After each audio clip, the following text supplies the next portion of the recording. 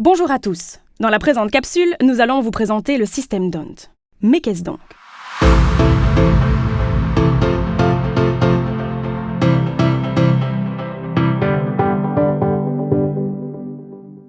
Pour répondre à cette question, il nous faut nous diriger en Belgique, à Bruxelles, au sein de la Chambre des représentants. Vous le savez, la Chambre des représentants contient 150 députés. Mais comment sont-ils élus ? La réponse se trouve dans le système D'Hondt. Le système D'Hondt est le système électoral belge qui contient les différentes règles permettant de répartir les sièges entre les candidats. Ces règles se retrouvent essentiellement dans la Constitution, en particulier ses articles 62 et 68, ainsi que dans le Code électoral belge. Pour pouvoir attribuer les sièges de la Chambre des représentants aux candidats, il y a 2 étapes à suivre. Premièrement, il faut attribuer les sièges aux différentes listes politiques. Deuxièmement, au sein d'une liste, il faut répartir les sièges entre les candidats. Cette capsule se limite aux règles de la première étape, la répartition des sièges entre les listes.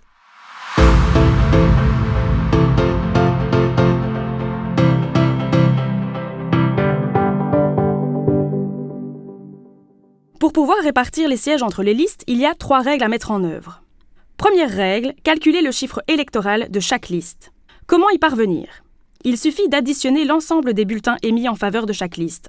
Ainsi, tous les bulletins émis en faveur du PS sont additionnés, tous les bulletins émis en faveur d'Écolo sont additionnés, de même que pour l'EMR, le CDH et toute autre liste politique.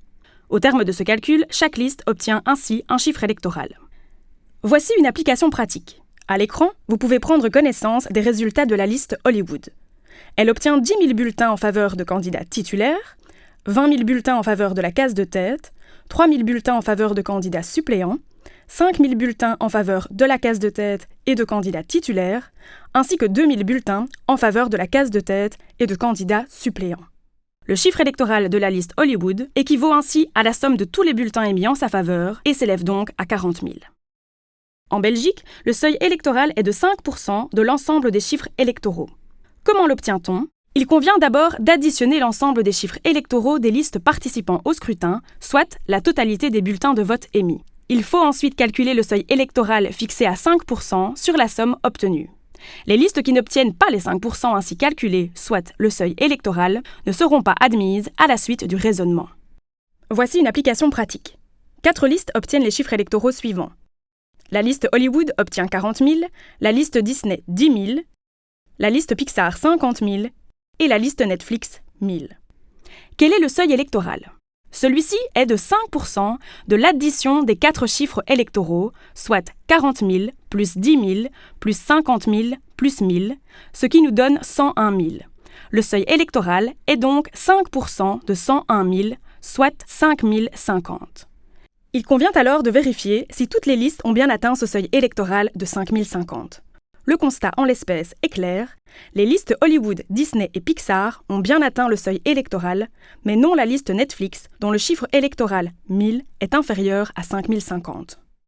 La liste Netflix n'obtiendra donc pas de siège dans le cadre de cette élection fictive et est éliminée.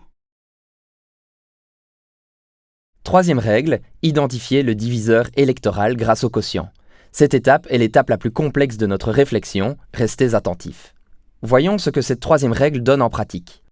Nous retrouvons nos 3 listes, Hollywood, Disney et Pixar, la liste Netflix n'ayant pas atteint le seuil électoral. Il y a 4 sièges à répartir entre ces listes. Pour rappel, la liste Hollywood a un chiffre électoral de 40 000, la liste Disney de 10 000 et la liste Pixar de 50 000. Il faut à présent rechercher le diviseur électoral. Pour y parvenir, il faut identifier les quotients. Ceux-ci sont calculés en partant des chiffres électoraux et en les divisant autant de fois que nécessaire. Ainsi, on divise tout d'abord les chiffres électoraux par 1, ce qui nous donne 3 quotients, 40 000, 10 000, 50 000. Puis, on divise les chiffres électoraux par 2, ce qui nous donne 3 quotients supplémentaires, 20 000, 5 000 et 25 000. Ensuite, on divise de nouveau les chiffres électoraux par 3, et on obtient 13 333, 3 333 et 16 667. On peut ensuite continuer en divisant les chiffres électoraux par 4, 5, 6, 7, etc. Au terme de ces calculs, une série de quotients sont identifiés.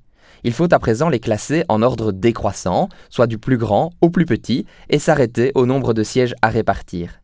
Dans notre exemple, il y a 4 sièges à répartir.